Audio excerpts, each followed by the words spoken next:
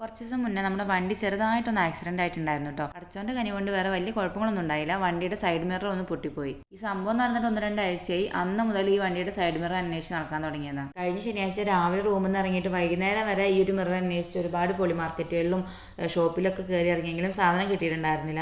ഏട്ടനാണെങ്കിൽ ആ സാധനം കിട്ടി മിറർ ഒന്ന് റെഡി ആക്കാതെ ഒരു സമാധാനം ഇല്ല എന്ന് പറഞ്ഞ് നടക്കുകയാണ്. അതുപോലെ തന്നെ ഈ ശനിയാഴ്ച മിറർ അന്വേഷിച്ച് രാവിലെ തന്നെ നമ്മൾ റൂമിൽ നിന്ന് ഇറങ്ങിയിട്ടുണ്ട്. ബ്രേക്ക്ഫാസ്റ്റ് കഴിച്ച ഉടനെ ഇറങ്ങിയതാണ് കേട്ടോ. ഇന്നും കുറേ ഷോപ്പിലേക്ക് കയറി ഇറങ്ങി അലിഞ്ഞ് തിരിഞ്ഞ് നടന്ന അവസാനം ഉച്ചയൊക്കെ കഴിഞ്ഞപ്പോഴാണ് സാധനം കയ്യിൽ കിട്ടിയത്. ഡയറക്റ്റ് ഷോറൂമിൽ പോയ സാധനം കിട്ടാൻ ഒരു ബുദ്ധിമുട്ടും ഇല്ല. പക്ഷേങ്കിൽ അവിടെ കുറച്ച് റേറ്റ് കൂടുതലാണ്. നമ്മളെ കയ്യിൽ അത്ര ബഡ്ജറ്റ് ഇല്ല. മിററും വാങ്ങി നമ്മൾ നേരെ പിന്നെ അത് ഫിറ്റ് ചെയ്യാൻ വേണ്ടി ചെന്നു. അവിടെ ചെന്നപ്പോഴത്തേക്ക് ലഞ്ച് ബ്രേക്ക് ആയിട്ട് ആ ഏട്ടൻ കടടച്ച് പോയിട്ടുണ്ടായിരുന്നു.